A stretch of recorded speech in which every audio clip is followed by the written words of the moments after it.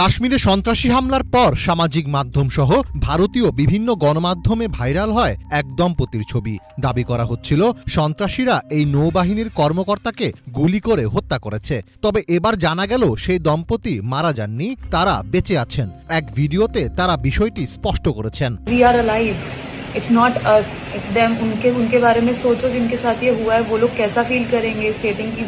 But I don't know how कौन C media ने कहाँ से सारे न्यूज चैनल पे सिर्फ हमारी वीडियो वायरल हो रखी है। He is the navy person, he is the officer in it and I am his wife. সামাজিক যোগাযোগ মাধ্যমে এক ভিডিওতে সেই নারী বলেন, আমরা বেঁচে আছি, কিন্তু আমাদের ছবিগুলো ভারতীয় গণমাধ্যমে প্রচারিত হচ্ছে। ওই দম্পতি বলেন, আমাদের ছবিটিকে কেন নৌবাহিনী কর্মকর্তা ও তার স্ত্রীর বলে দেখানো হচ্ছে তা আমাদের জানা নেই। এছাড়া সামাজিক মাধ্যমের তথ্য ঘেঁটে দেখা যায় ভাইরাল সেই ছবিটি মূলত আরও 1 মাস আগেই পোস্ট করা হয়েছিল। কাশ্মীর হামলাকে ঘিরে টানটান উত্তেজনা বিরাজ করছে ভারত পাকিস্তান সম্পর্কে। তবে এর মাঝেই ভারতীয় মিডিয়ার বেশ কিছু কর্মকাণ্ড প্রশ্নের জন্ম দিয়েছে।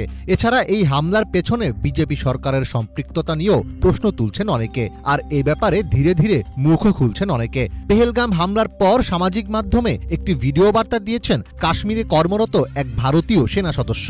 সেখানে তিনি দাবি করেন, হামলার ঘটনার পর প্রায় নিষ্ক্রিয় অবস্থায় ছিল সেখানকার সেনাবাহিনী। পুরো ঘটনাটি তার কাছে সাজানো এবং পূর্ব পরিকল্পিত লেগেছে বলেও দাবি করেন তিনি। जो जनता को दिखाया गया वो पूरा सच नहीं है।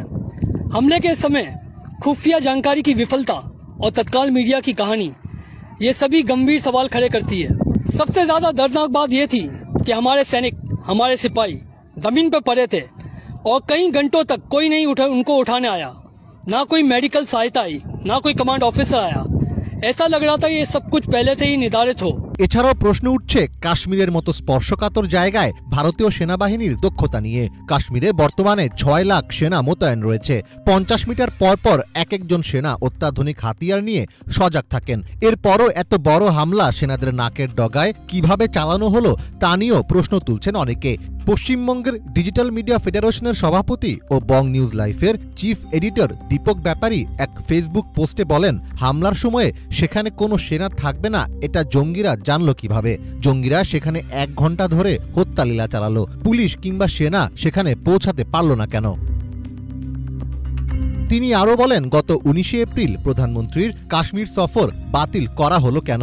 তার মানে তিনি জানতেন কাশ্মীরে কিছু ঘটতে যাচ্ছে। তারপরেও কেন্দ্র সরকার ব্যবস্থা নিল না কেন? সেদিন পেহেলগামে সেনা ছিল না কেন? পেহেলগাম একটি পর্যটকপূর্ণ স্থান, সেখান থেকে সেনা বা পুলিশ তুলে নেওয়ার আদেশ কে দিয়েছিল? তাহলে কি এটা